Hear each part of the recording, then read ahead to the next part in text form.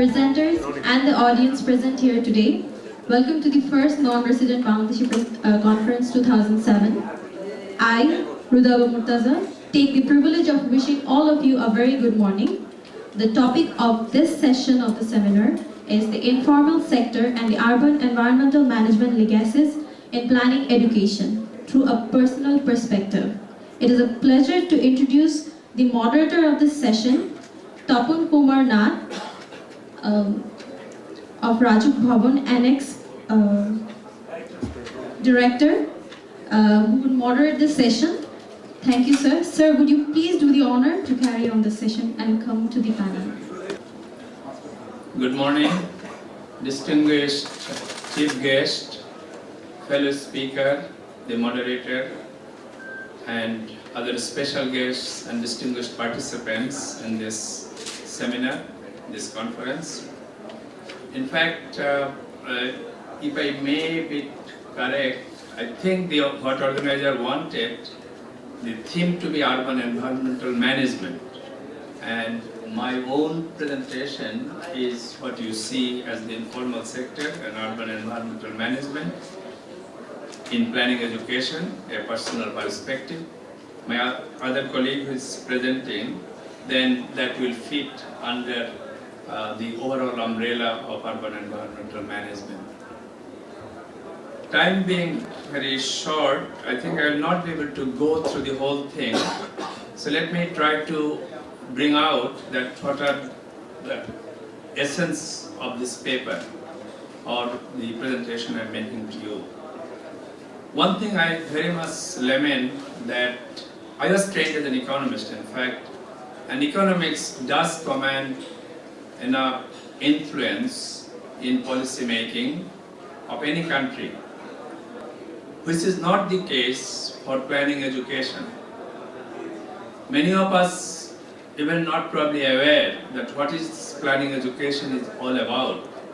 We know education, science education, engineering education, medical education, but how many of us are familiar about planning education? And the importance of planning education, to my mind, always struck me whenever a disaster strikes Bangladesh. Every time a disaster strikes, we rush for the relief, even international community come to help. But we never ask that why this disaster and why so many people get affected by this. What kind of settlements planning that we do? What is the economic geography of Bangladesh? What are the different churn lands? Not to speak of this, now if we come to the cities, which draw more attention, even in the city context, urban context, the urban planning is still not a very important task. Although we do have authorities like Raju, we do have municipal authorities, but we do not have the kind of development control that we need. And the planning education's significance, as I will tell you, the one problem has arisen. Many of us think that we are now in a free economy. So what is the scope of planning after all? That may hold for economic planning or centralized economic planning that we used to think in the socialist system.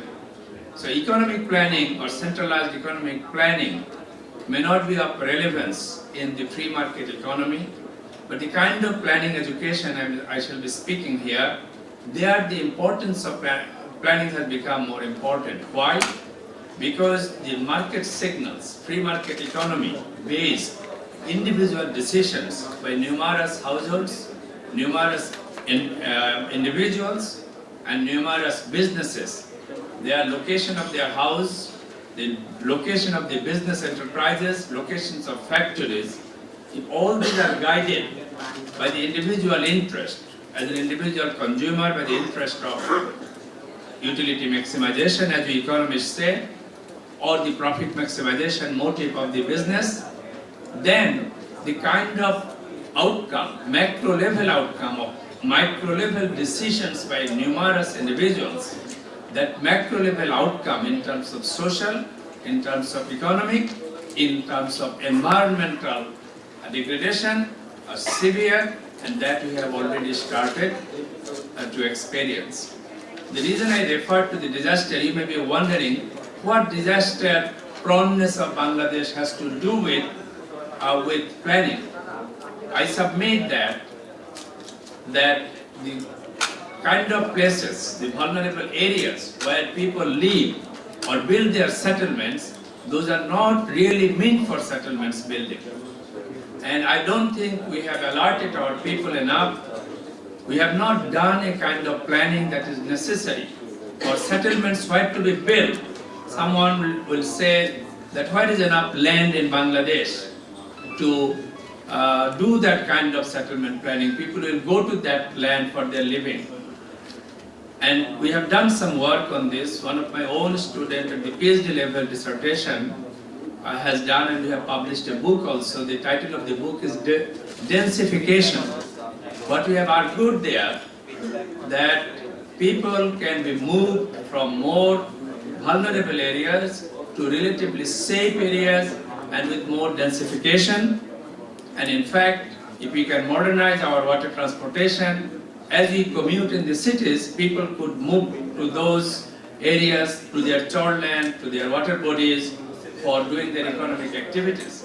This does not require people to live where they are living now. But I do not hear enough about this issue, the kind of attention that we give to our disaster-prone areas. There is no perspective of settlement planning. Let me now turn to what I have organized here for you, because I am sure I will not be able to go through all of this. As you have noted in the title, planning education is about urban planning, for example. We need developmental control, we need zoning, and not only limited to the urban area, by the way. And planning education cover both urban, rural, and regional. Sometimes the focus is more on the urban areas. Then, in this planning education also, first thing, my first point of regret, or I lament, that planning education in Bangladesh, in fact in not many countries, not just in Bangladesh, planning education still is not getting the kind of attention that it deserves, not for its own sake, but for the sake of the society, for the country, for the people. Second point here is that even where this planning education is there, the huge presence of the informal sector, unorganized economic activities, someone has called it non-westernized sector. That is other sector, your formal modern sector, we are westernized, we are modernized, but the bulk of these people, large proportion, in fact, 2/3 of people at least in our cities work and live in the informal sector and live in the informal settlements. Now, in our planning, there is no place for the informal sector. One reason perhaps, our planning paradigms we have got from the developed countries' experience, where, of course, the presence of the informal sector has never been huge. It's not that the informal sector has not been at all there, but the difference is the magnitude. I have seen in the history of London poor or Paris poor that there were this kind of people. So much so, once there was a newspaper feature in Bangkok Post, there were the faces from the Bangkok street of the different informal sector faces, a hawker, a petty trader, a flower girl selling flowers. But the photo caption of that were taken from 1760 book on laboring poor in London, London's poor of 1760. So by referring to that, I am saying that yes, in London also, these faces were there in 1760. What is the difference? There it was few hundreds. In our case, it is not even thousands, it's even more. So that makes a big difference.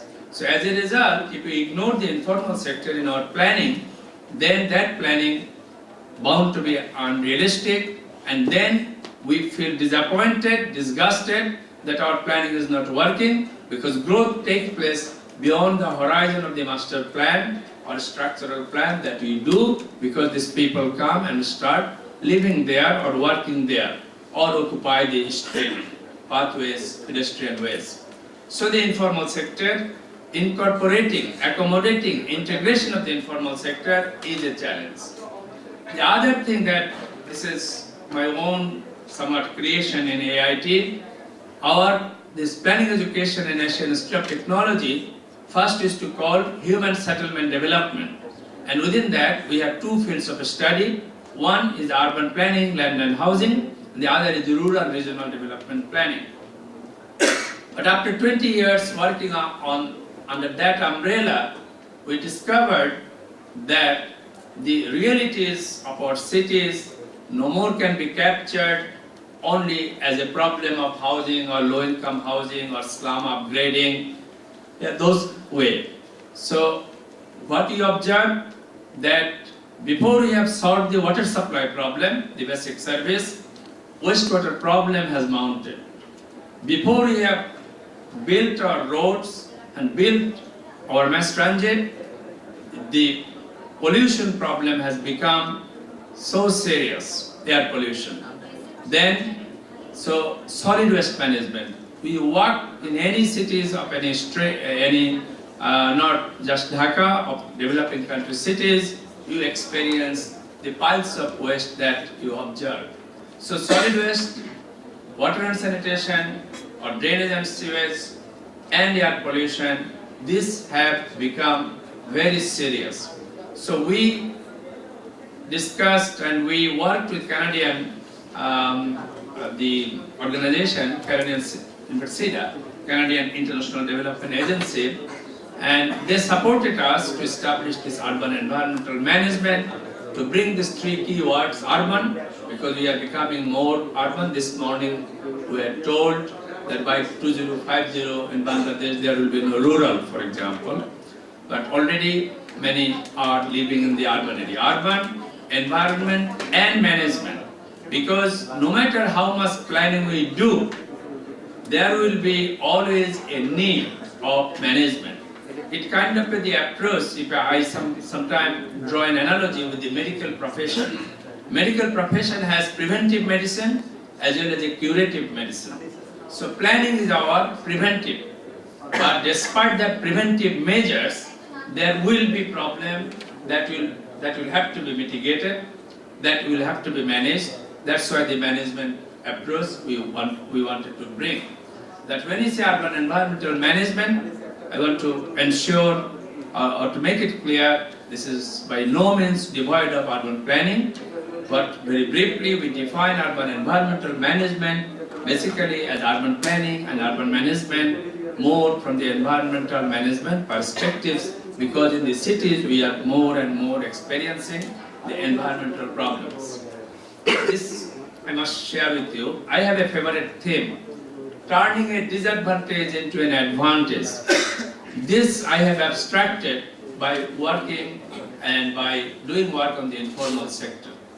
How people turn their disadvantage somewhat into an advantage. I don't want to glorify that how the human deprivations that they are in, but the point is that when people are thrown in an extreme disadvantageous situation, they create their own job, their own activity, they earn a living. So there are a lot of examples that when people are lost, like by the disaster, say somebody, river erosion takes away the land. What to do? If those who are bit of elitist kind, they cannot come and work as a rickshaw puller or go to the construction site or can become a tokai or a waste picker, but some others, they don't mind that. They come to the Dhaka city and start doing that. And we have documented the life history of some of these workers, and there are some signs of some occupational or even upward mobility. So a disadvantage sometimes turned into an advantage. So that is one point, and I have used this also in my own professional career in AIT, how we have gone into urban environmental management. I don't think I should go into that. About the planning education, I think I have to skip this. I have taken 108 different universities, the names of the planning schools, and what I have found that what are the common even words simply from spatially, it is urban, it is regional, and it is rural, and from art-wise, it is design, planning, or management, state and built environment, and discipline-wise, it is architecture and engineering. This fare prominently in the names of the planning education. I think this is what we have in AIT, the 5 core curricula, where you see in the central, it is still the planning, urban planning and management, and then urban governance. I give the urban economics and finance side. We have a environmental scientist also, and a system engineer. So this is how we organize there. This is detailed of our curriculum.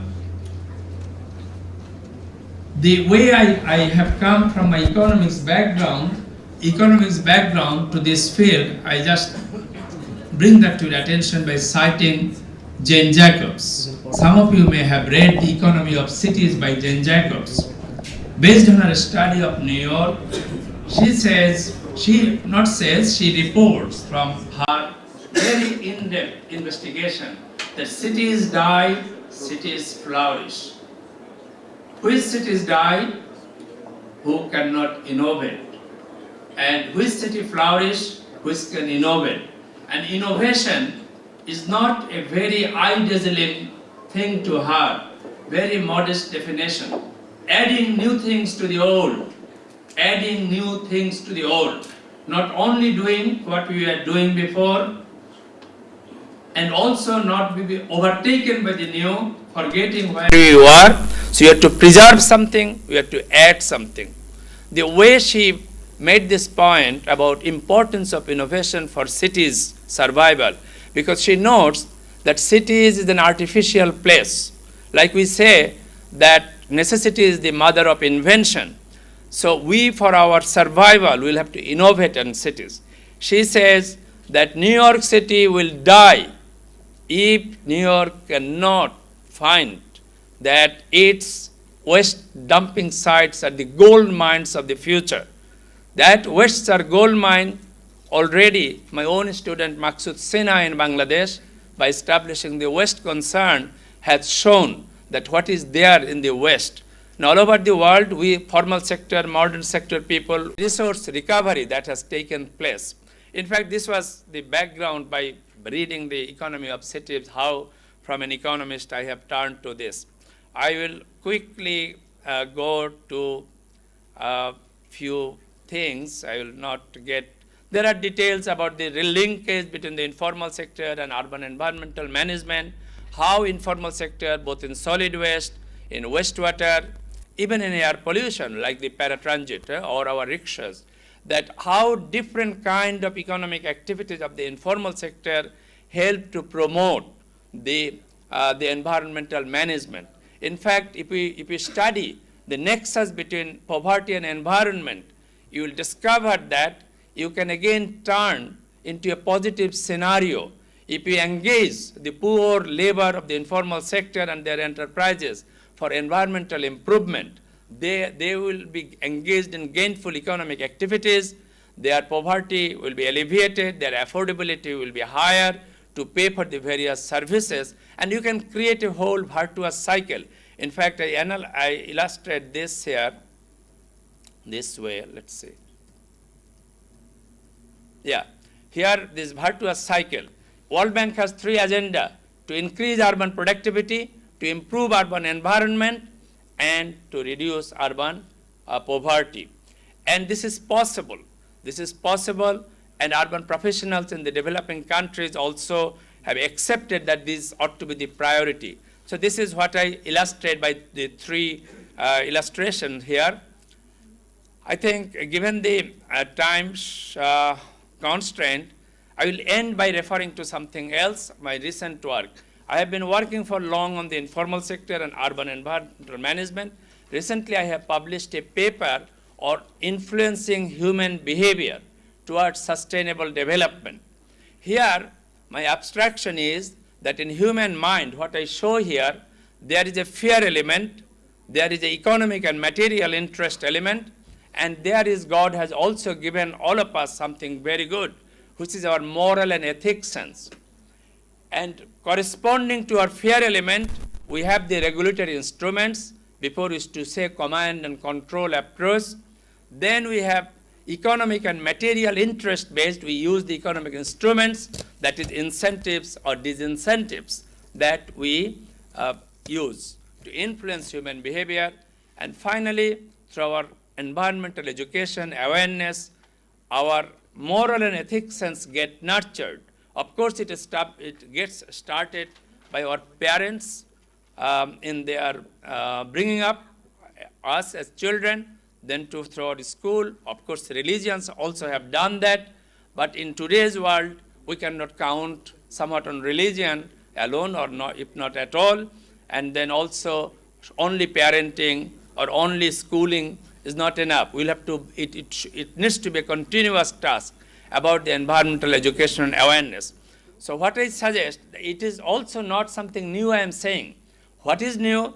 That these three things to be recognized and holistically, simultaneously, this will have to be used. Otherwise, we'll not get the result. Otherwise, our result will be partial, not optimal. And of course, there are in designing these policies, how we can make more sector specific, target specific. I illustrate by this. I jump through that. So then I just will go, and then I also say here, the need is a need of profound change. Profound change we need to bring. And for bringing that profound change, we have to work on our children, and our children are more, I would say, more that moral ethics sense oriented than us, because many of us come from poverty background and material progress has been so prominent in our mind. Fortunately, our children are not, at least we, the NRB's kind, are not in that situation. So they have somewhat the luxury, if I may say, but not just luxury, they are serious realization that how they are living will have to be simple, with less consumption, less waste generation, the whole postmodernist enlightened ideas that are flourishing in the world now, so that this society will no more will be only material oriented or consumerism or unsustainable production and consumption. I will end by going to my conclusion part. What I do here under these themes, I have tried to summarize. First, on that informal sector, what we need to do, according right to work. We were before very ambitious. We used to say society, government responsibility is to create job, to give job. We have been now we have retreated from that. We don't demand that, but we demand now simply right to work, that I have created my own work. I should be allowed to do that. With that, rights at work. Again, after the collapse of the Berlin Wall, working class is in retreating, but rights at work is very important that we need to recognize. Then business opportunities in urban environmental service provisioning. As I mentioned in the virtuous cycles, in fact, lot of economic activities are already going on, centering, providing these basic services. Waste management is a very clear example that you'll understand well, but it is not only centering that. We can utilize our poor labor, our informal sector enterprises for provisioning the UM services. That is how we can unleash a virtuous cycle, if we will understand that. Then, as I have mentioned, towards sustainable development, we need to influence human behavior. Otherwise, there is no future. In fact, it's not for Bangladesh. It is for the whole planet. We need to influence human behavior. What we have heard in Bangladesh, we cannot imagine how much human greed can be. And if we cannot contain that human greed, I don't think humanity has a future. I hope all of us understand that, And by understanding what needs to be done, I have given some indication what can be done. Then, democracy and free economy challenge to planning. In fact, I quote in my paper, Benjamin Marsh in 1910 published a book on planning, and planning challenge from New York City, he shows the challenge of democracy. If you think, reflect on that, you will understand how democracy poses a challenge to planning. Our planners, we have here many, they know that because in a democracy, freedom is there. Freedom important, yes. But as I mentioned, those individual decisions based on the democratic ideal, fact is they do not produce a macro level outcome. Where the houses will be located, where the business will be located, and what will be the outcome, that is perilous for all of us. And this challenge to planning now more from free economy. Just imagine what is this free economy, making millions and millions at the cost of what? So this is planning's big challenge, but we'll have to cope with those challenges, how we can cope. And for doing that, what we'll have to do, the discarding planning, policy, and development control is a perilous mistake. Because of that free economy philosophy, now there is a tendency to think, as I told at the beginning, as if the role of planning, the role of public policy, government intervention, all these have taken back seat. It is if we go in that direction, it will be harakiri, it will be suicidal steps. We are already experiencing this here in Dhaka city. So I think this development control we'll have to bring in. I think the Rajuk is reinvigorating itself. For doing that, given the time constraint, I need to stop somewhat abruptly, but I hope I have been able to make my basic point that importance of planning education, importance of accommodating, integrating the informal sector, and realizing that by utilizing the informal sector for provisioning the urban environmental management, we can create a virtuous cycle so that our income will be better, our affordability will be better. The one I could not talk about the financing and cost recovery, for example. Very important. Cities enjoy a built-in advantage because of the agglomeration economy, because of the scale economy, but we cannot take advantage. I have a cost curve showing more output you produce, per unit cost get reduced.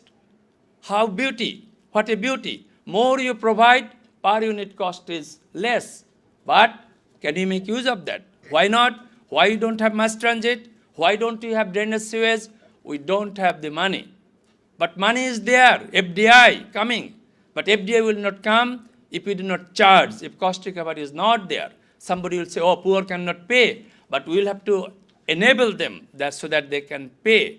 And once we start moving in that direction, I think the virtuous cycle will work. Thank you for your attention.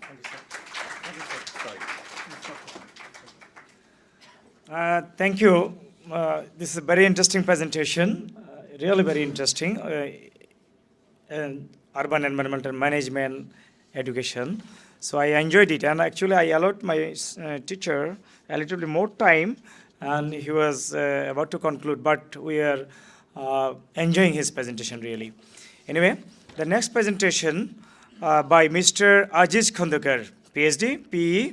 He is from Luxshire Engineering, Detroit, Michigan. He is the Vice President. And another person with him, Mr. Kamal Rahman. He will also be participating in the presentation with him. So I welcome Mr. Aziz Khandekar for his presentation. Water and sanitation system rehabilitation in Dhaka. I think this is also a very important presentation.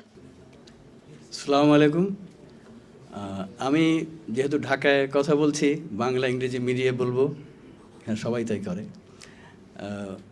আজকের main theme ছিল planning কিন্তু শুধু planning করলে হবে না আমাদের সঙ্গে সঙ্গে একটা স্ট্রং স্টেপ নিতে হবে তো আমি যেটা বলবো আমাদের NRB involvement in urban infrastructure rehabilitation related to public health and environment public health and এনভায়রনমেন্টের সঙ্গে ওয়াটার অ্যান্ড সিওয়ারেজের খুব গূঢ় সম্পর্ক আছে আসলে প্রত্যেকবারই আমি ঢাকায় যখন আসি পানি ফুটিয়ে খেতে হয় আপনারা সবাই করেন কিনা জানি না তবে এইটা একটা জিনিস যেটা আমাকে সবসময় পীড়া দিয়েছে।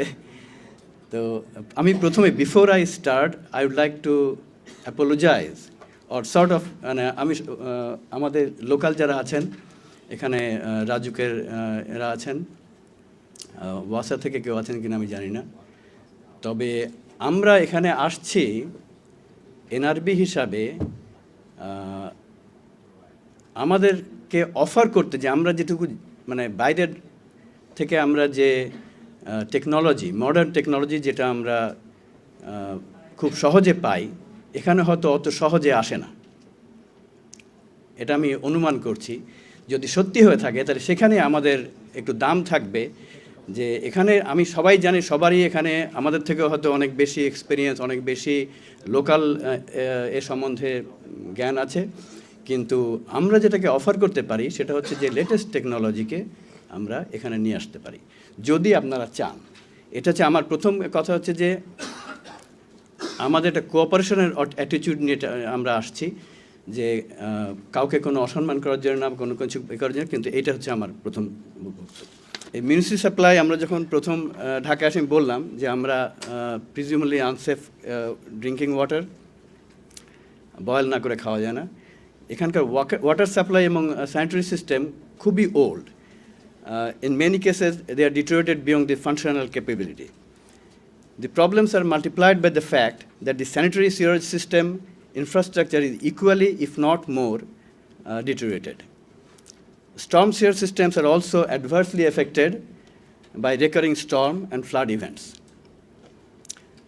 আরেকটা জিনিস যেটা আমরা খবরের কাগজে সবসময় পড়ে থাকি, unscrupulous closure of natural drainage channels contribute to the increasing flood problem in Dhaka. প্রত্যেক বছর আমরা ফ্লাড এবং শুনি, যেটা শুনি। Groundwater contamination is not controlled by strict environmental regulation. আমরা মিশিগানে বসে there is so much regulation, environmental regulation, যে ইঞ্জিনিয়ারদের কাজ করা মুশকিল হয়ে যায়। There is a very strong regulatory effect. MDQ বা environmental quality control is very strong. তো ডেভেলপড নেশনগুলোতে এটা করে, আমাদেরকে এগুলো শুরু করতে হবে আস্তে আস্তে। তো considering high public health and environmental safety issues, a high priority needs to be set for the water and sanitary system rehabilitation in the capital city of Dhaka and all urban areas in Bangladesh. আমি ঢাকাতে concentrate করব, কিন্তু এটা আমাদের সব সিটির জন্য দেখতে হবে। Rapid growth of residential and commercial development in Dhaka and surrounding urban areas need new water and sewer connection on a fast track basis. আমি শিওর যে আপনারা এখানে এই প্রেশারে আছেন যে নতুন নতুন ডেভেলপমেন্ট হচ্ছে, সঙ্গে সঙ্গে নতুন সাপ্লাই দিতে হবে এবং খুবই ফাস্ট ট্র্যাকে। Increased consumer demand necessitates upgrading old water and sanitary treatment facilities and building new facilities. এটাও সব জায়গাতেই আগের ফেসিলিটি ওল্ড হয়ে যাচ্ছে, you have to develop new ones. Recurring system failure require immediate attention for service restoration and rapid rehabilitation of damaged and deteriorated pipes. কোনো এক জায়গায় একটা সিস্টেম ফেলিওর হলেই সঙ্গে সঙ্গে পানি বন্ধ হয়ে যায়, সিস্টেম ব্যাক ফ্লো করে, সঙ্গে সঙ্গে কনজিউমার্স স্টার্টস ক্রাইং। তো এটা ইমিডিয়েট একটা অ্যাটেনশন দিতে হয়। তো এগুলো সমস্ত চ্যালেঞ্জ হচ্ছে routine inspection and maintenance reduce repair cost. এটা সবাই জানেন যে আমরা যদি রেগুলারলি একটা জিনিস মেনটেন করতে যাই, প্ল্যানিংয়ের মধ্যে পড়ে, তাহলে এটাতে রিপেয়ার কস্ট অনেক কম হবে। A comprehensive condition assessment initiated by WASA based on a report by ADB fact-finding mission presented in August 2005, খুবই recently, can be the starting point for upgrading Dhaka water supply and sanitary system. আমরা সবসময় টাকার কথা চিন্তা করি, সেটা সবসময় একটা বড় প্রবলেম, কিন্তু টাকা পাওয়া যাবে।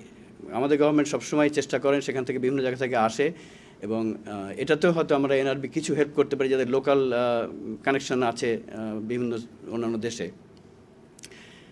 Obtaining finance for the water and sanitary rehabilitation project in Dhaka needs to be marked as a high priority.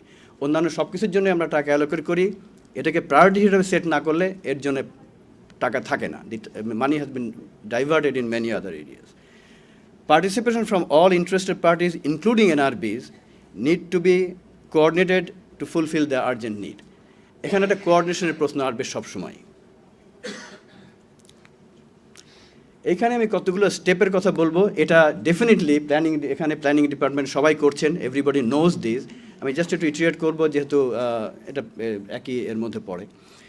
Step 1 হচ্ছে compile A comprehensive database on current conditions of the existing water and sanitary systems in Dhaka on a fast track basis. Already আছে, কিন্তু এটা কতখানি updated আমরা জানি না। ইট may be 2005 standard, কিন্তু এটাকে আপগ্রেড করতে হবে on a fast track basis. এই বেসিসটা কমপ্লিট না হলে you will not have a comprehensive planning. Step 2 হচ্ছে perform a detail coordination survey to verify existing conditions of water and sewer pipes in areas to complement the completed database.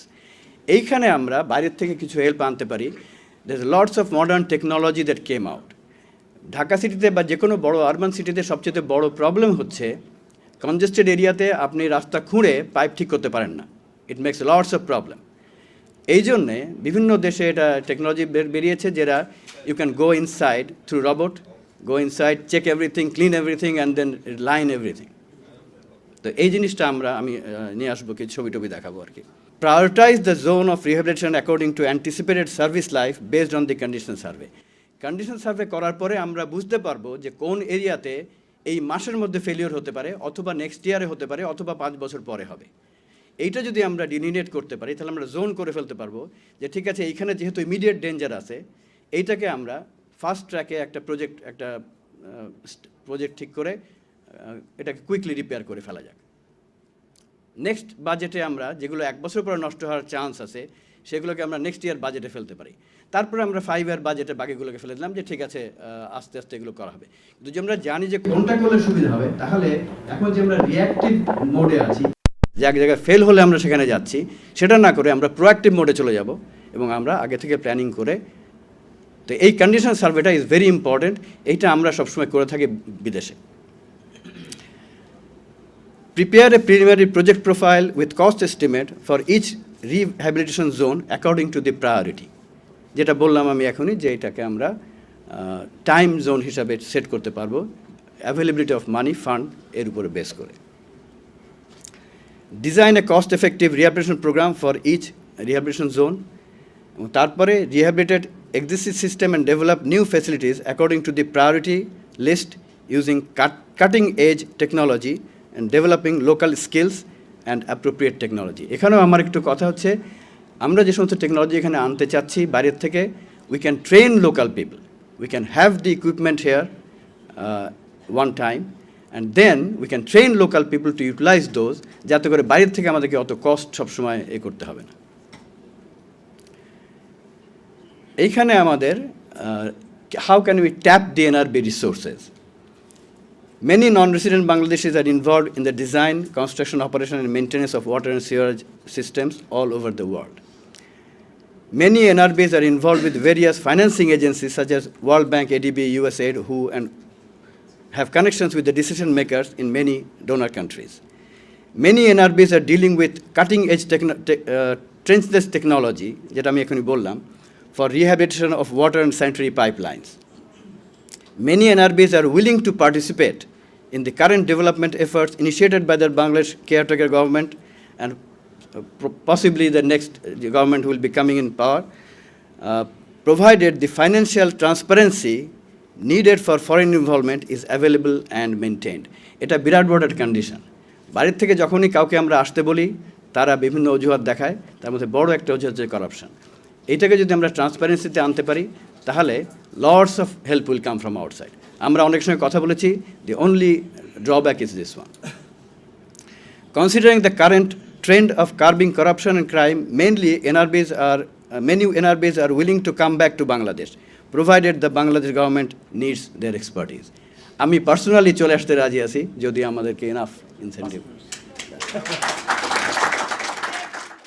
আচ্ছা, in busy and congested urban setting, open cut excavation for rehabilitation of underground pipe may not be always possible without disrupting traffic and business. Trenchless technology was developed for inspecting and rehabilitating existing pipeline without open cut excavation. We are currently using the following methods for rehabilitating the sewer and system storm water outfall in Detroit. আমি personally involve 3-4টা প্রজেক্টে। Cast in place, এটা হচ্ছে cure in place polyethylene CIPP lining, epoxidising lining, Hobas high density polythene pipe and precast concrete pipe. এই সিস্টেমগুলো আমরা use করছি। এর মধ্যে আমি 2টো দেখাবো আজকে। তো এরপর স্লাইডে চলে যাই।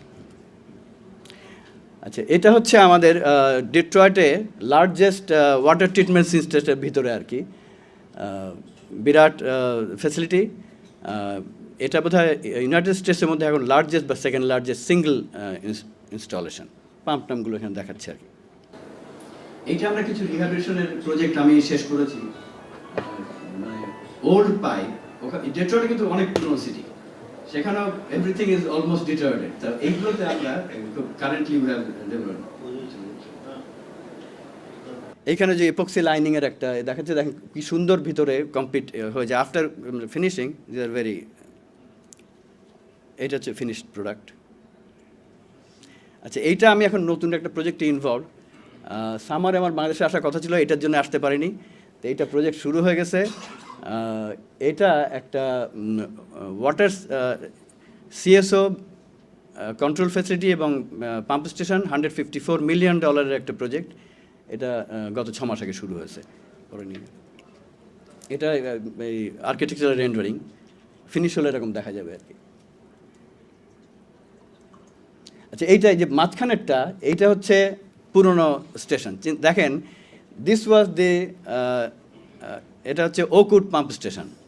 এইটা ছিল মাঝখানের ছোট্ট একটা ফ্যাসিলিটি, এইটা চেঞ্জ করে এখন এইটা ফ্যাসিলিটি করছে। তা আমরা অতখানি না হলেও we can dream of A definitely much bigger and better facility for our older system. আচ্ছা, এইবার আমি একটা ভিডিও দেখাবো ট্রেন্সলেস টেকনোলজির।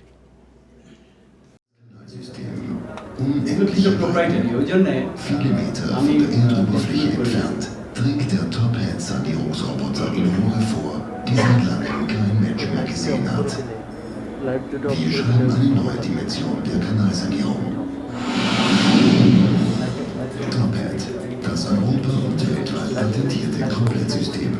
Noch nie war Kanalsanierung so effizient und schnell.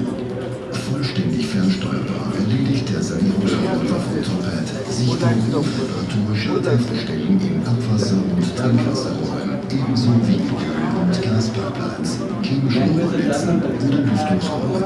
Und das in weniger als 15 Minuten. Damit ist es das weltweit schnellste System. Top-Head ist modular aufgebaut und kann so gut wie allen Bedürfnissen angepasst werden. Mit einer Schwenkkamera oder einer zusätzlichen Satellitenkamera ausgestattet, lässt sich mit dem Sanierungsroboter schnell ein ganz genaues Bild des Schadens feststellen. Nun kann die eigentliche Arbeit beginnen. Das für jeden Arbeitsschritt passende Tool ist mit wenigen Handgriffen am Roboter appliziert. Am Kanalschacht eingebracht, dringt der Roboter komplett ferngesteuert bis zu 100 Meter ins Kanalsystem vor. Der Operator überwacht und manövriert wie ein Control-Panel und Monitor an die zu sanierende Stelle. Jetzt ist der Sanierungsroboter voll in seinem Element. Mit den Applikationen kann er Ablagerungen, Uferversätze, Wurzeleinwüchse oder andere mechanische Gegenstände einfach abfräsen. Danach wird das Kanalstück mit dem integrierten Hochdruckspüler gesäubert. Nicht nur in waagrechten Rohren kann der Roboter seine Arbeit verrichten. Auch Hausanschlüsse oder abfallende Rohrstücke sind kein Problem. Eines der technischen Highlights von Top-Head ist die eigens von der Herstellerfirma Cosmic entwickelte Hupsen- und Kurzladertechnik. Der Roboter bringt ein spezielles Glasfaserlaminat an die Sanierungsstelle. Dort wird das Gewebe genau an die Kanalwand angepasst. আরো 50 ইয়ার্সের জন্য Unter ultraviolettem Licht wird nun das Gewebe bestrahlt und härtet in nur 7 Minuten. এই ধরনের নতুন technology আমরা নিয়ে আসতে পারি এখানে। The MaxLiner method for trenchless pipeline rehabilitation can be applied everywhere.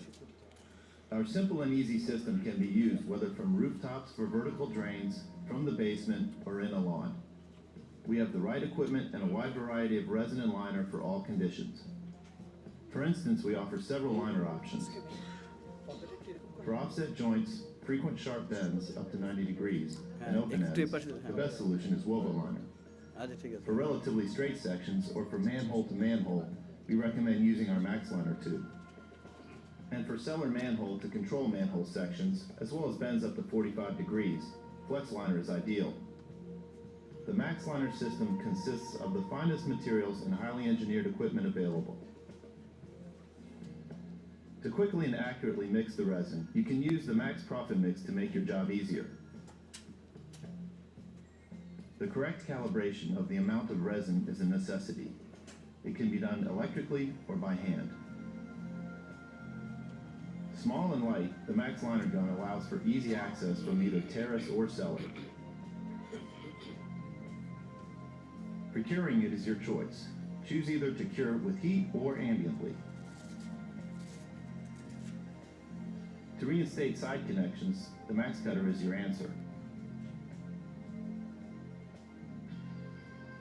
The MaxLiner procedure is not only simple, but guarantees top quality due to our constant quality checks throughout the process. At the job site, the portable equipment and যারা materials are interested prepared for তারা installation. আমার সঙ্গে যোগাযোগ করতে পারেন। এগুলো প্রপার্টারি information, কিন্তু আমরা পরে এগুলো কথা বলতে পারবো। এখন হ্যাঁ, আমি ডিডব্লিউসির সঙ্গে খুব জড়িত। ডিডব্লিউসির একজন ম্যানেজার এখানে আছেন, ইনিও এনআরবি, তো উনি আপনাকে একটু বলবেন। Thank you very much again. A correction, my nickname is Kamal Rahman, but my official, the name that's used at work is ASM Nurul Rahman, so just bear with me. This is not somebody I'm impersonating. The water treatment, purification, and environmental quality. I am from the great state of Michigan. Michigan is surrounded by five lakes. Lake Superior, Lake Michigan, Lake Huron, Lake Ontario, and Lake Erie. This makes up the largest body of fresh water in the world. Okay, I'll try to make it as quick as possible. Sure. Sure. Throughout the centuries, we know that water has played a great role in creating civilizations. Water was also used as a tool of weapon to fight against enemies. Throughout the centuries, we know that the greatest cities are built around the rivers and lakes of city of New York, Los Angeles, Dhaka, just to name a few. Even to this date, the access and distribution of water has played a great role in influencing disputes, such as two Indian states. We know that they had a great dispute of sharing water. We know that US and Canadian disagreements of sharing the Great Lakes water. That does exist, but it does not develop into a warfare. Arab-Israeli conflict, just to name a few of these issues. Before housing and urban development takes place, they have to issue the access to water treatment, and how to dispose of this water. After a city is built, a neighborhood is built, millions of gallons of water are used daily. And then with that water, you will have multiple different types of chemicals put into the environment. Now, if that's just dispersed into the rivers and lakes, we know the effect of this. And an example I'll use, back in the 60s in Australia, the great coral reef of Australia was dying. And the scientists were clueless that why the coral reef that they take great pride of was dying. And one of the scientists has discovered that the reason the coral reefs were dying is because of the huge increase in starfish population in around the Australian waters.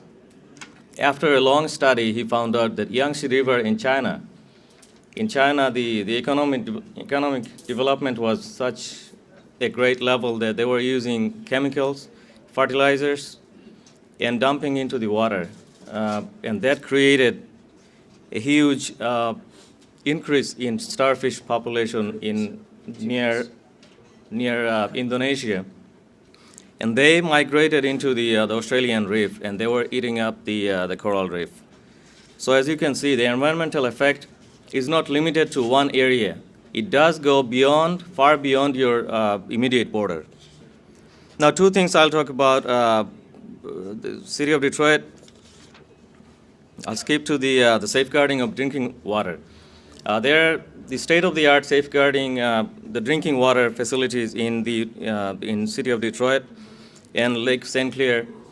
What they do, they have monitoring facilities, the biggest monitoring facility in the world. What happens is there are 700 incidents of spills, chemical spills in the water since 1986. So when they detect any chemical spills, they let the authorities know so they can take action immediately. The Detroit River is the busiest waterway in the world. And also the wastewater treatment, Mr. Khandekar already talked about. But this part, when there is snowstorm or snow melt and then rainstorm, there is overflow of water. So what happens when people flush toilet? All the chemicals and everything goes into the river directly. So to address this issue, they created a tunnel, 7 mile long. It's 30 feet wide and holds about 200 million gallons of water. They will divert the water flow to this and then run it through the wastewater treatment facility. So there is a saying in Detroit that if you pick up a glass of water from the Detroit River, and then if you pick up a glass of water when it's being dumped into the river, the edible water is the one that's being dumped into the river. Of course, nobody's going to drink it, but that's more clear and more purified water. So that's how difficult it is to comply with the Environmental Protection Agency in the United States. And I offer that from the City of Detroit Water Department, we would be willing to share information and help out the development in Bangladesh and address any concerns. And I have the senator here who will make it even easier for us in Michigan. Wow. And thank you very much. Hopefully I didn't take too much time. And it'll be open for questions. Yep. Thank you. Thank you for your brief presentation. Now I'd like to request our special guest here, Mr. Alauddin. He's from DCC, Chief Executive Officer. So he'll be deliberating his comments within 4 to 5 minutes, I hope. And you are requested to pass your questions with the volunteers if you want to ask something to the panelist. Mr. Alauddin. Honorable Chief Guest, Secretary to the People's Republic of Bangladesh, Chairman Raju, and other distinguished personalities, ladies and gentlemen, Assalamu alaikum. It is my pleasure to be here as the special guest in the process of discussion about the urban waste management, informal sector, and also water and sanitation, etc. Both the presentation is very much interesting to me because of presently I am dealing with the matters of waste management and other basic services provided to the residents of Dhaka city. As you know, Dhaka city is in heterogeneous position all over the world, which is the biggest urban area in respect of population, density population. So it is difficult and also very much questioning position to manage the service for the citizens, approximately 10 million residents in Dhaka city. Waste is a big matter. Approximately each and every day, we are managing 3,500 to 4,000 tons of waste every day. Out of this waste, half is managed and the rest may not be managed because of different problems, different shortages, special infrastructure, road communications, drainage, water, etc. These are the impediments of managing this waste. I am very much hopeful about the presentation by the first presenter and also the second presenter. Both the presentation have indicated some specific and appropriate points.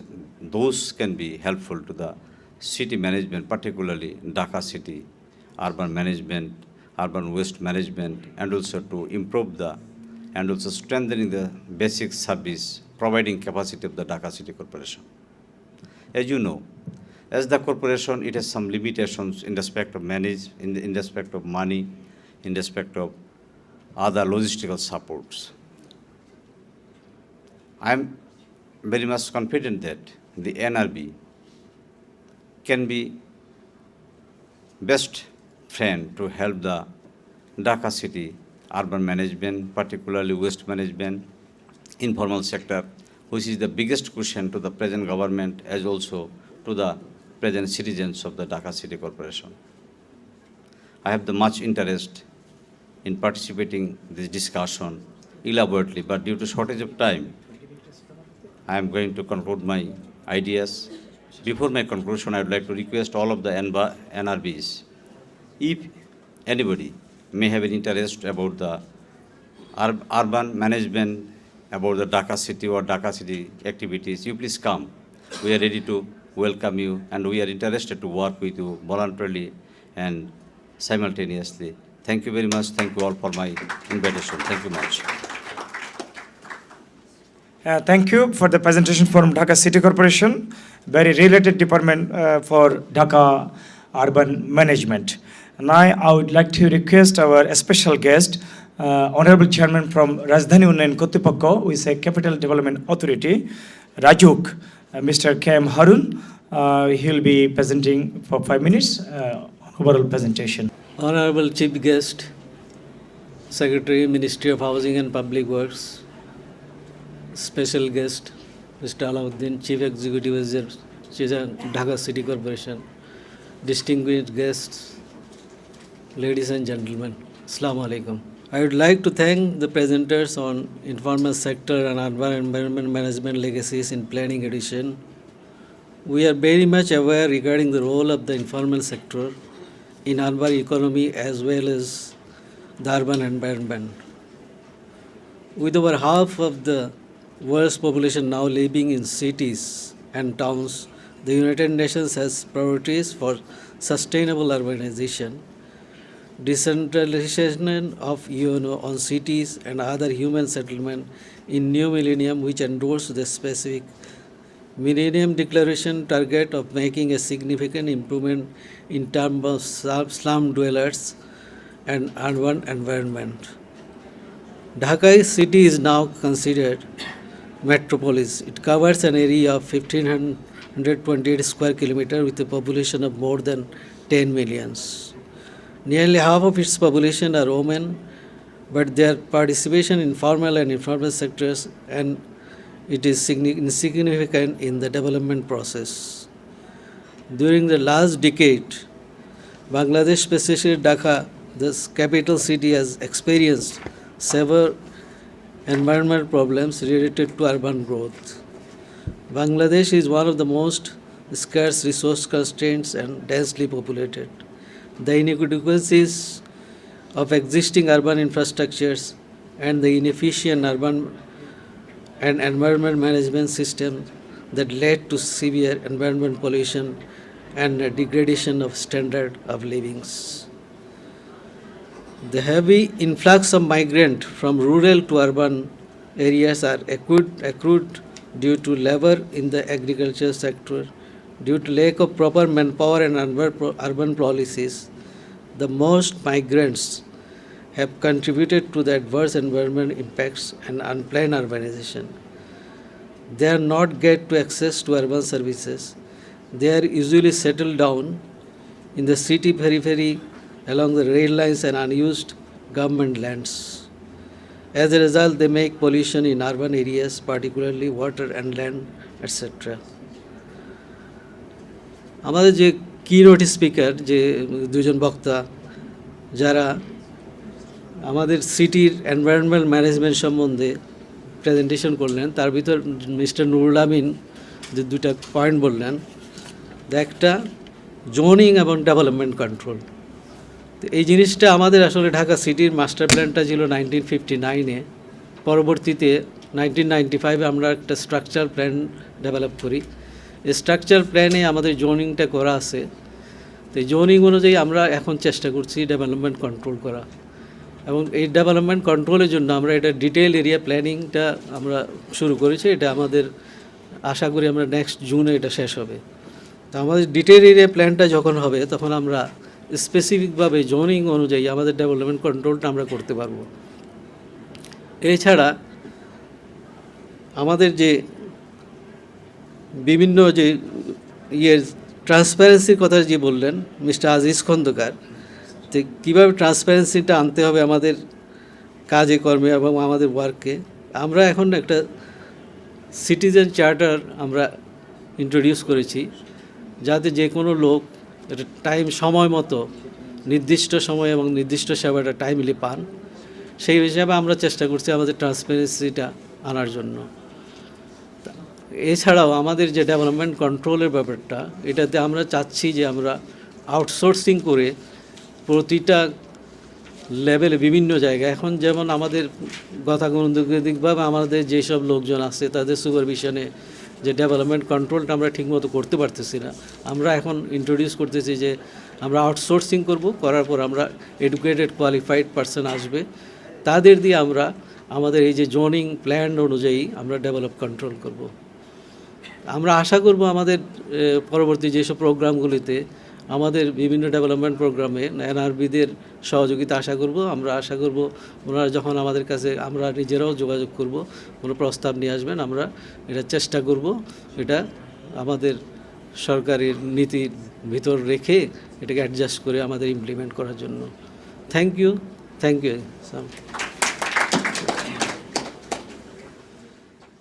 Sir, thank you very much for very important comments. Sir যেটা বললেন যে আমরা accountability বা transparency প্রতিষ্ঠা করার চেষ্টা করেছি, রাজুকে আমি একসাথে স্যারের সাথে কাজ করছি। আমরা বাংলা এবং ইংলিশ আমার মনে হয় দুভাবেই আমরা প্রশ্ন কিংবা পার্টিসিপেশন করতে পারি। আমরা একটা গুরুত্বপূর্ণ প্রশ্ন পেয়েছি, এটা প্রফেসর নুরুল আমিন উত্তর দেবেন।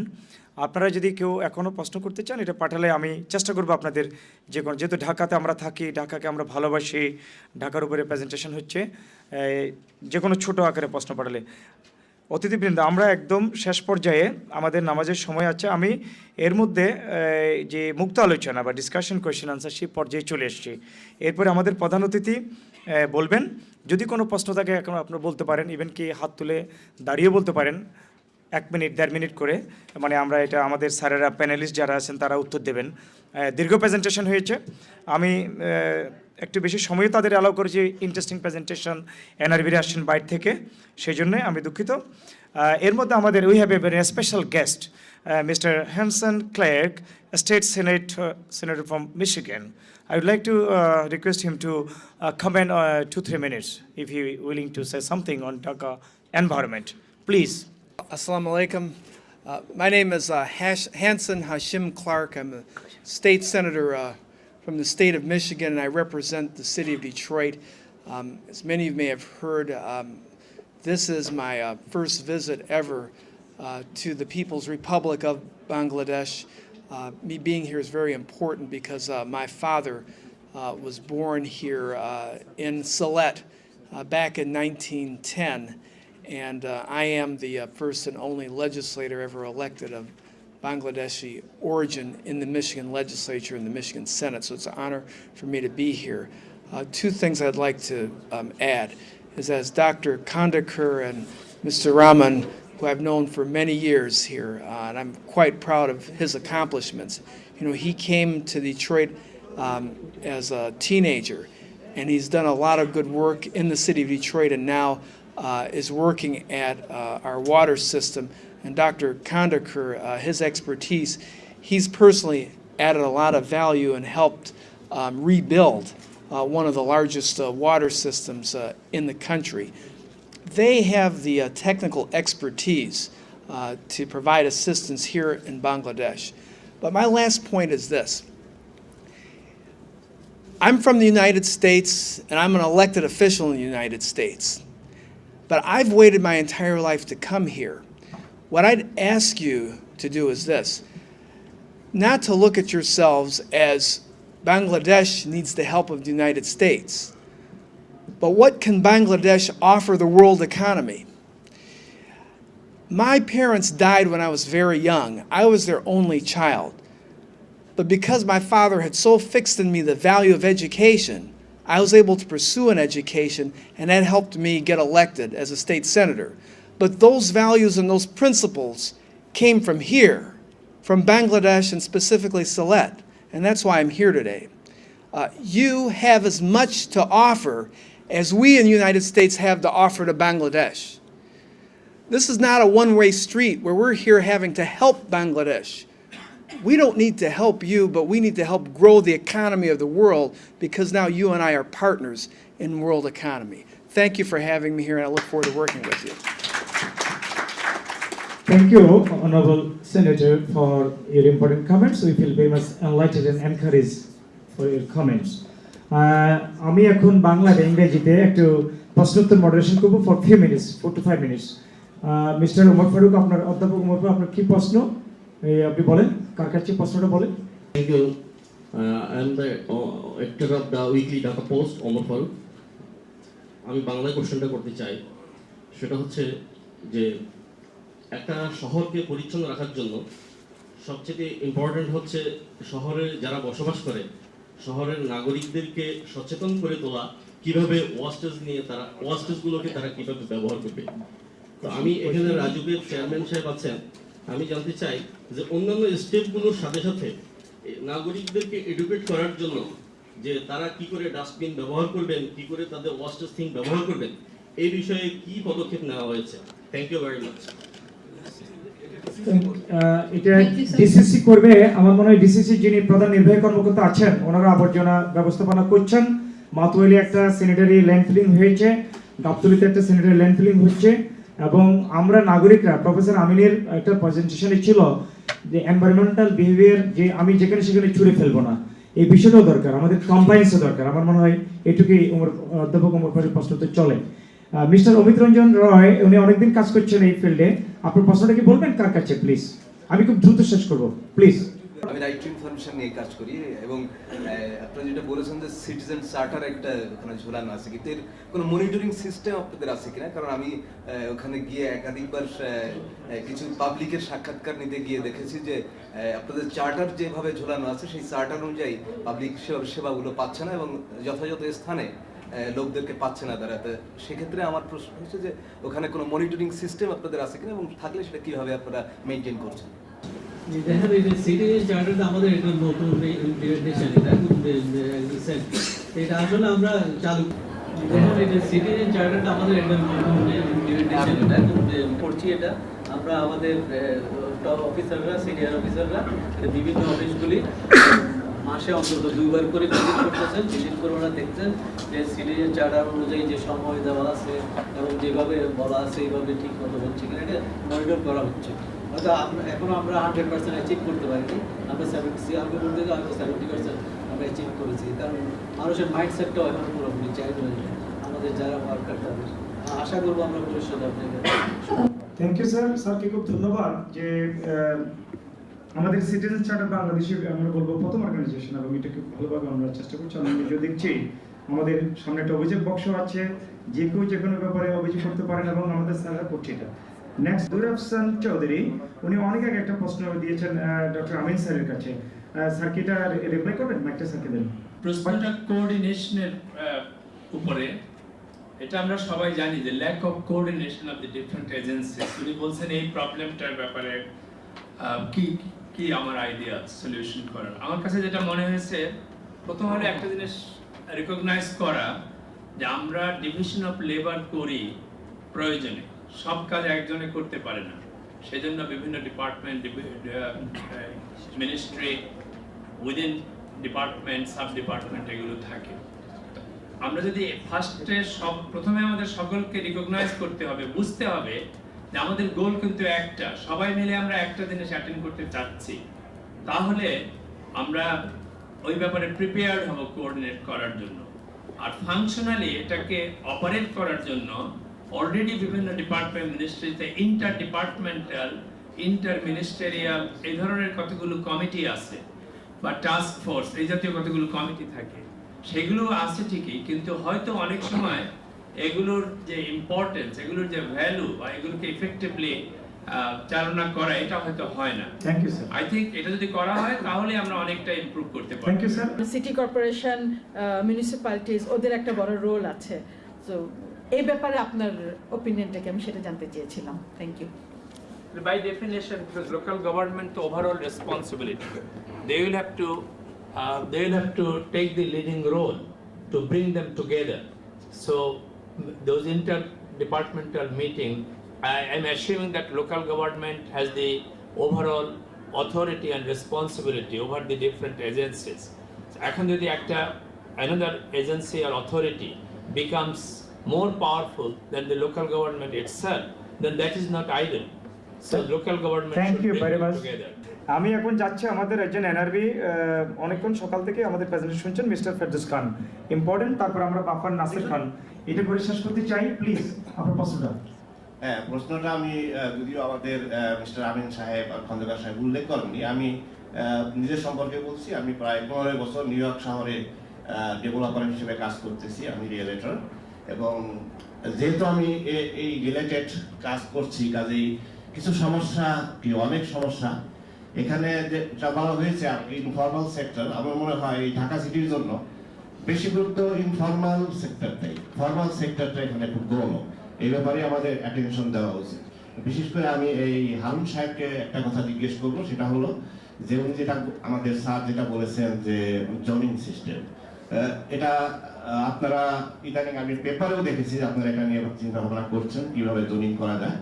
কিন্তু ওয়েস্ট ম্যানেজমেন্ট আমার মনে হয়, আমি যদি ভুল না বলে থাকি, আমাদের ঢাকা সিটির ওয়েস্ট ম্যানেজমেন্ট সবচেয়ে পুর ম্যানেজমেন্ট ইন দ্য ওয়ার্ল্ড। এখানে আমার মনে হয় না যে এখানে কোন সুস্থ মানুষ ওইভাবে। প্রশ্ন যেটা আমি সেই প্রশ্নটা ওনার কাছে করছি যে আমাদের প্রথম বিশ্বে যেটা উন্নত বিশ্বে দেখা যাচ্ছে রিসাইকেলিং সিস্টেম, এখানে যে সমস্ত ওয়েস্ট প্রতিদিন আসছে রাস্তাঘাটে সব জায়গায়, এখানে আপনারা এগুলো ডাম্প করার আমাদের এখানে কোন জায়গায় হচ্ছে কিনা? হচ্ছে না। হচ্ছে আপনাদের ভবিষ্যতে রিসাইকেলিং সিস্টেমের কোনো প্রোগ্রাম আছে কিনা? এবং আমি জানি সভ্য দেশে আপনারা আগামী 10 বছর কি করবেন তার একটা প্রোগ্রাম পাবলিকলি এটা জানানো হয়। এটা আছে, এই ব্যাপারে আপনাদের কোনো প্রোগ্রাম আছে বলছে? প্লিজ আমাকে একটু বলতে দেন, একটু বলতে দেন প্লিজ।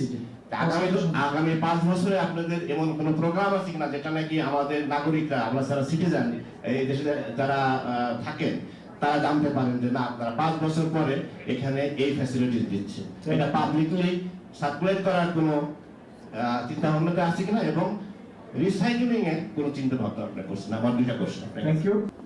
ধন্যবাদ ফেরদৌস সাহেবকে সুন্দর একটা প্রশ্ন করার জন্য। আমরা ঢাকা সিটি কর্পোরেশনের আবর্জনা ব্যবস্থাপনা করার জন্য বর্তমানে ঢাকার অদূরে মাতুয়ালি একটা স্থান, সেখানে আমরা একটা ল্যান্ডফিল স্টেশনের কাজ শুরু করেছি। এবং সেই ল্যান্ডফিল স্টেশনে আমাদের আর্থিক সহায়তা দিচ্ছে জাইকা। এই প্রকল্প শুরু হয়েছে 2007 সাল থেকে, এটা শেষ হয়ে 2011 সাল পর্যন্ত এই প্রকল্প চলবে। এবং সেখানে আমাদের বিভিন্ন প্রভিশন রাখা হয়েছে, এবং সেখানে রিসাইকেলেবল, সাইকেলেবল এই সকল প্রভিশন রয়েছে। আমরা ইতিমধ্যে একটা নতুন সংযোজন করেছি, এবং সেটা আমাদের একটা প্রাইভেট এনজিও কর্তৃক পরিচালিত হচ্ছে। সেটা হচ্ছে মেডিকেল ওয়েস্ট ম্যানেজমেন্ট বলতে কোনো একটা প্ল্যান করা হয়েছে। আমাদের যে হাসপাতালগুলো আছে সেই হাসপাতালের ওয়েস্টগুলো সেখানে গিয়ে ভাগ করে সেখানে করা হচ্ছে, ম্যানেজ করা হচ্ছে। এবং এছাড়া মাতুলের সাথে সাথে আমি ব্যক্তিগতভাবে এই 1 মাস আগে কয়েকদিন আগে জাপান গিয়েছিলাম। সেখানে আমরা আরেকটা বিষয়, বিশেষ করে আমাদের আমিনবাজার পশ্চিম পাশে একটা জায়গা আমরা নিয়েছি। Thank you very much. আমাদের আন্দোলনকারী বাফার নাসির খান একটু প্রশ্ন করবে মনে হয়। যে এখানে যে সমস্যাগুলো হয়েছে টেকনোলজির সমস্যা নয়, প্রধান সমস্যা হলো এই যে রেসপেক্টিভ যে সমস্ত অর্গানাইজেশনগুলো আছে সেই অর্গানাইজেশনগুলোর কমিটমেন্টের যথেষ্ট অভাব আছে। যদিও রিসেন্টলি এটা যথেষ্ট ইমপ্রুভ করছে, কিন্তু লং পিরিয়ডে এটা অ্যাবসেন্ট থাকার এটা 1 নম্বর। 2 নম্বর হলো আমাদের সবচেয়ে বড় প্রবলেম হলো ওয়ার্ল্ড ব্যাংক, এডিবি তাদের যে কন্ডিশনালিটিসগুলো, এবং এর ফলে যেরকম ভাবে আমাদের যে প্রাইভেটাইজেশন বা অন্যদিকে নিয়ে যাচ্ছে কতগুলো প্রবলেম, সেইগুলো হচ্ছে সবচেয়ে মেজর প্রবলেম, সেইগুলোকে অ্যাড্রেস করা দরকার। 3 নম্বর হলো যে এই যে ফাইন্যান্সিং এর যে প্রবলেম, এটা বোধহয় বড় প্রবলেম না, আপনারা এনআরবি তারা সত্যিকার অর্থেই করছেন। সেখানে যদি আমাদের যথেষ্ট কমিটমেন্ট থাকে এবং ট্রান্সপারেন্সি ট্রান্সপারেন্সি থাকে তাহলে ফাইন্যান্সিং বোর্ডের একটা বড় প্রবলেম না। Thank you. Thank you mister নাসিরকে। আমার হাতে দুটো প্রশ্ন, আমি এটা কারণ নির্দিষ্ট করা নাই, আধা মিনিটে বলবো। Do you feel in Dhaka city have enough environmental management? Where is the labs? আসলে যেরকম এনভায়রনমেন্টাল ম্যানেজমেন্ট সেটা এনাফ তো না, এটা আমরা বলছি পরিবেশ উন্নত আমরা করতে পারি না। ল্যাবসটা হচ্ছে যে কোঅর্ডিনেশনের ব্যাপার আছে বা রিসোর্স ম্যানেজমেন্টের ব্যাপার আছে, কারণ নির্দিষ্ট করা নাই বলে আমি মিস্টার প্রদীপ পালের উত্তরটা দিলাম। আরেকটা বলছে যে কি particularly have any control sound pollution, transportation pollution, এটা আসলে আমরা শব্দ দূষণ বন্ধ করতে পারি না, এটা নিয়ে কাজ করছে অমিত। আরেকটা প্রশ্ন আমি দেখতে পাচ্ছি, industrial garbage and chemical pollutant environment নষ্ট করছে রিভারকে কিভাবে বাঁচানো যায়? বুড়িগঙ্গা আন্দোলন আপনারা জানেন বাফার নাসির করতেন এবং নদী বাঁচা আন্দোলন করছে, এটাতে আমরা কিছুটা ইমপ্রুভ করছি। আর lakhs of Dhaka city facing pollution, এখানে ওই একই রকম ফান্ড কনস্ট্যান্ট কিংবা আমরা করছি ল্যাক্স। আমার প্রশ্ন তো পাবো শেষ, এখন এই পর্যায়ে আমি আমাদের সম্মানিত প্রধান অতিথিকে সময় দিতে চাই। তো আমি এখন অনুরোধ জানাচ্ছি আমাদের সম্মানিত প্রধান অতিথি chief guest S M Rashidul Hai স্যারকে। বিসমিল্লাহির রহমানির রহিম।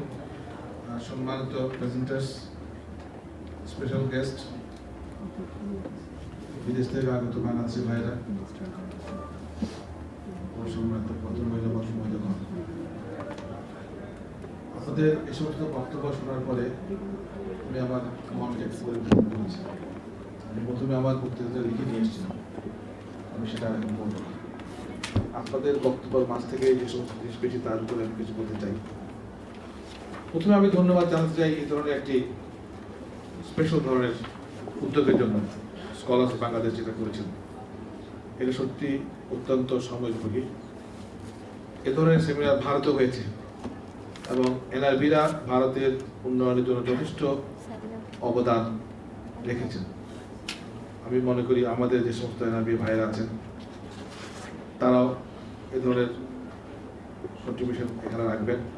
এবং এখানে আমি আমার যে এখান থেকে যে সকল সাজেশনস বেরিয়ে আসবে সেগুলোকে আমরা স্ট্রিক্টলি ফলো আপ করবো। এখানে গভর্নমেন্টের একটা বিরাট ভূমিকা রয়েছে, যাতে এগুলি সুন্দর সাইজ হয়েছে এগুলোকে ফলো আপ করে, যেটা যে সেক্টর রেলেভেন্ট সেই সেক্টরে পাস করে দিয়ে তাদেরকে নিয়ে ফলো আপ মিশন শুরু হয়। আমাদের বিদেশি ভাইরা যথেষ্ট শিক্ষিত অ্যান্ড রিসোর্সফুল এবং তাদের মানে অনেক আগ্রহ রয়েছে। আমি জানি ব্যক্তিগতভাবে আমার অনেক বন্ধু আছে বিদেশে, দেশে আসতে চাই, কিছু একটা করতে চাই, তো সেই সুযোগ নাই। এই প্রথমবারের মতো একটা অর্গানাইজড ওয়েতে শুরু হয়েছে। আমি মনে প্রাণে বিশ্বাস করি এবং আহ্বান জানাবো আপনারা এই উদ্যোগটাকে মেহরবানি করে ধরে রাখবেন, এখান থেকে ফিরে গিয়ে হারিয়ে যাবেন না। Please follow up, come frequently, our door is open. বাংলাদেশের সিস্টেম এখন আগের তুলনায় একটু আমাদের মেন্টালিটি একটু পরিবর্তন হয়েছে, এটা আপনারা সবাই অ্যাপ্রিসিয়েট করবেন। Over the last 1 year you have seen, এবং এটা আরও দ্রুত পরিবর্তন হবে। আগে সেই মেন্টালি সেই মান্দাতারা বলে মাইন্ডসেট নিয়ে উই ক্যানট গো ফরওয়ার্ড। যদি তাই হয় তাহলে আমরা যেখানে আছি সেখানে থেকে থাকবো। ভিয়েতনাম, লাওস, কম্বোডিয়া সব অলরেডি আমাদেরকে ক্রস করে গেছে এবং আরও যাবে, আর পৃথিবীতে আর কেউ থাকবে না আমাদের নিচে। আমরা অনেক কিছু করি, অনেক সেমিনার, বাংলাদেশের মতো এত সেমিনার পৃথিবীতে কোথাও হয় না, কিন্তু সেমিনারই শেষ, এরপরে আর কিছু কোনোদিন হয় না, কেউ পড়েও দেখে না কাগজগুলি। তো আমি মনে প্রাণে আশা করবো এবং আহ্বান জানাবো উদ্যোক্তাদের যে এই সেমিনার যেন সেমিনারের মধ্যে শেষ না হয়ে যায়। এখান থেকে যে সকল সাজেশনস বেরিয়ে আসবে সেগুলোকে আমরা স্ট্রিক্টলি ফলো আপ করবো। এখানে গভর্নমেন্টের একটা বিরাট ভূমিকা রয়েছে, যাতে এগুলি সুন্দর হইতে প্রিসাইজ হইতে এগুলোকে ফলো আপ করে এবং যেটা যে সেক্টর রেলেভেন্ট সেই সেক্টরে পাস করে দিয়ে তাদেরকে নিয়ে ফলো আপ মিশনগুলো শুরু হয়। আমাদের বিদেশি ভাইরা যথেষ্ট শিক্ষিত অ্যান্ড রিসোর্সফুল এবং তাদের মনে অনেক আগ্রহ রয়েছে। আমি জানি ব্যক্তিগতভাবে আমার অনেক বন্ধু আছে বিদেশে, দেশে আসতে চাই, কিছু একটা করতে চাই, কিন্তু সেই সুযোগ নাই। এই প্রথমবারের মতো একটা অর্গানাইজড ওয়েতে শুরু হয়েছে। আমি মনে প্রাণে বিশ্বাস করি এবং আহ্বান জানাবো আপনারা এই উদ্যোগটাকে মেহরবানি করে ধরে রাখবেন, এখান থেকে ফিরে গিয়ে হারিয়ে যাবেন না। Please follow up, come frequently, our door is open. বাংলাদেশের সিস্টেম এখন আগের তুলনায় একটু আমাদের মেন্টালিটি একটু পরিবর্তন হয়েছে, এটা আপনারা সবাই অ্যাপ্রিসিয়েট করবেন। Over the last 1 year you have seen, এবং এটা আরও দ্রুত পরিবর্তন হবে। আগে সেই মেন্টালিটি, সেই মানদাতার আমলের মাইন্ডসেট নিয়ে উই ক্যানট মুভ ফরওয়ার্ড। যদি তাই হয় তাহলে আমরা যেখানে আছি সেখানে থেমে থাকবো। ভিয়েতনাম, লাওস, ক্যাম্বোডিয়া সব অলরেডি আমাদেরকে ক্রস করে গেছে এবং আরও যাবে, আর পৃথিবীতে আর কেউ থাকবে না আমাদের নিচে। তো আমি মনে প্রাণে আপনাদের এই উদ্যোগকে অত্যন্ত ধন্যবাদ জানাই এবং আমি কৃতজ্ঞ যে আপনারা এগিয়ে আসছেন। সরকারের পক্ষ থেকে যা কিছু করার আমরা করব এবং আমাদের সে slogan together we can change our world of tomorrow and this is the time, এটা মনে প্রাণে রেখে এই স্লোগান নিয়েই যেন আমরা এখান থেকে শুরু করি, এই আহ্বান জানিয়ে আমি বক্তব্য শেষ করি। ধন্যবাদ। ধন্যবাদ অতিথিবৃন্দ। আমরা একদম শেষ পর্যায়ে আমি নিজেকে সৌভাগ্যবান মনে করছি যে এরকম একটা সম্মেলনে আমাদের এনআরবি যারা আসছেন তাদের সাথে আমার টপিক যেটা আরবান এনভায়রনমেন্টাল প্ল্যানিং ম্যানেজমেন্ট, আমার স্যারের সাথে বসে এবং ডাইরেক্ট আমার বস রাজুকের চেয়ারম্যান এবং আমাদের মন্ত্রণালয়ের সচিব মহোদয়ের সাথে আমি আপনাদের সাথে এটা শেয়ার করতে পেরেছি, পরিচালনা করতে পেরেছি। আমি আপনাদের সবাইকে সময় দিতে পারি না, সেজন্য আমি দুঃখিত এবং লজ্জিত। আসলে ঢাকায় এখন দেখেন রাজুক স্যার যেটা বললেন, আমরা অ্যাকাউন্টেবিলিটি নিয়ে আমরা কিছু কাজ এবং সিটিজেন চার্টার চালু করেছি। রাজধানীর এনভায়রনমেন্টের কথা বললে স্বাভাবিকভাবে রাজুকের কথা চলে আসে, আপনাদের মনের মধ্যে অনেকগুলো প্রশ্ন আসে এবং সেটা আপনারা করতে চেয়েছেন। আর আমাদের যিনি টিচার আসলেন EIT থেকে এবং আমাদের মিস্টার আজিজ খন্দকার যে কথাগুলো বললেন, টাকা কোনো সমস্যা নয় যদি আমরা এনভায়রনমেন্টাল এবং এই বড় বড় ইনভেস্টমেন্টে করতে চাই। আমিন স্যার বললেন যে কি আমরা যদি কেন মাস ট্রানজিটে যাচ্ছি না, আমাদের যেটাকে আমরা বলি মেট্রো রেল বা পাতাল রেল, এটা যদি হয় ৬,২০০ কোটি টাকার প্রজেক্ট গভর্নমেন্ট চিন্তা করছে, ৬ বছরের মধ্যে জাপান করবে বলেছে। আমি স্বপ্ন দেখছি এটা যদি হয়ে যায় তাহলে ব্যাংককের মতো কলকাতার মতো উপরে কনজেশনটা কমে যাবে। আজকে সচিব মহোদয় আছেন, স্যার আছেন, আমি জয়েন করেছি রাজুকের ডাইরেক্টর প্ল্যান প্রিপারেশন। আমি প্রায় 6টা প্ল্যান ড্রাফট করেছি এবং চেয়ারম্যান স্যারকে বলেছি, স্যার বলেছে তুমি আমরা এগুলো অনুমোদনের জন্য চেষ্টা করবো। এটা আমার জন্য একটা সৌভাগ্য। একটা আমি যেটা ভেবেছি সেটা হচ্ছে ক্যাপাসিটি বিল্ডিং ও রাজুক। আমি যেহেতু স্যারের সাথে আমিন স্যারের সাথে এই 2 বছর থিসিস করেছি, পেপার করেছি, পড়াশোনা করেছি, আজকে আমার ভালো লাগছে। আমি রাজুকের ক্যাপাসিটি বিল্ডিংটা এরকম ভাবছি, আমাদের যারা ইঞ্জিনিয়ার, প্ল্যানার এবং ইন্সপেক্টর কাজ করে প্রশাসনে, ল্যান্ড ম্যানেজমেন্টে, তাদের 6 মাস, 9 মাস, 3 মাস, 1 বছর, 2 বছর বিভিন্ন মেয়াদে আমরা করতে পারি। আমি PATC-তে করেছি ক্যাপাসিটি বিল্ডিং স্ট্রেংথেনিং PATC। অনুকরণে সরকারি কর্মচারীদের যদি আমরা বিদেশে পাঠাই এবং আপনাদের ইউনিভার্সিটিগুলো আমাদের যদি সেরকম একটা লিঙ্কেজ প্রোগ্রাম হয়। আজকে আমিন স্যারকে আমি এটুকু অনুরোধ করব, আমরা আসলে খুব আন্তরিকভাবে আলোচনা করেছি। Mister senator is also here. We want to build up capacity for the RAJUK planning organisation and Dhaka city corporation. For this reason we need technical assistance and we need to visit. Seeing is believing. If I see what changes Bangkok did, actually, Professor Amin noticed many things. Bangkok traffic congestion was very horrible, and they actually mitigated. How they did it? I also watched these things, and economic development, growth, and up and down. We see many things. So, আজকে আমার কাছে সৌভাগ্য যে আমার 2জন বড় বড় বস এখানে আছেন, তারা আমাকে প্ল্যান প্রিপারেশন, আমার সাথে সবাই এগ্রি করেছে যে রাজুকের ক্যাপাসিটি বিল্ড আপ দরকার আছে। রাজুকে যারা কাজ করছে তারা যদি 6 মাস, 9 মাস, 1 বছর, 2 বছর ডিপ্লোমা, PhD এগুলো যদি করে আসতে পারেন, আমাদের মানসিকতায় চেঞ্জ হবে, আমরা নতুন উদ্যোগ নিতে পারবো। টাকার যে ব্যাপারটা বলা হয় ইনভেস্টমেন্ট, ক্যাপিটাল ইনভেস্টমেন্ট, সেটা হচ্ছে BOOT, build, operate, own and transfer, BOT, আরও অনেক ধরনের ব্যাপার আছে। FDA এর ব্যাপারটা স্যার আমাদের পড়াতেন যে FDA যদি আসে লুইস থিওরি, ওই থিওরির মতো যদি আমাদের FDA হয়, এখানে যে ইন্ডাস্ট্রি হয় তাহলে সেটা হবে। আমি জেন্ডারের কথা যেটা বলেছিলাম, আপনাকে একটু বেশি সময় দিয়েছি, বাড়তি যে আমাদের আসলে জেন্ডার পার্টিসিপেশন কম। এবং আমিন স্যারের প্রেজেন্টেশন, আমাদের চেয়ারম্যান স্যার বলছে যে ঢাকার অর্ধেকত নারী, অর্ধেকত পুরুষ। আমরা সেরকম বাস সিস্টেম, ফ্যাসিলিটি, স্যানিটেশন এগুলো কি করতে পেরেছি, এগুলো ভাবা উচিত, আমাদের প্ল্যানিংগুলো ভাবা উচিত। তা আমি ঢাকা হেলদি সিটি, আমি একটা মডেল নিয়ে কাজ করতাম, WHO হেলদি সিটি 5 বছর আমি কাজ করেছি। এখন আমি একটা ড্রাফট প্ল্যান করেছি ঢাকা হেলদি সিটি। এটা কিন্তু আমেরিকাতে এটা হয়েছিল, অটোয়াতে এটা হয়েছে, অনেক জায়গায়। California is a healthy city, Melbourne is a healthy, Chittagong is a healthy city, Dhaka should B A healthy city, environmentally healthy. আরও অনেকগুলো বিষয় আছে, আমি আজকে আর বেশি কমেন্ট করব না। আপনাদের সবাইকে ধন্যবাদ।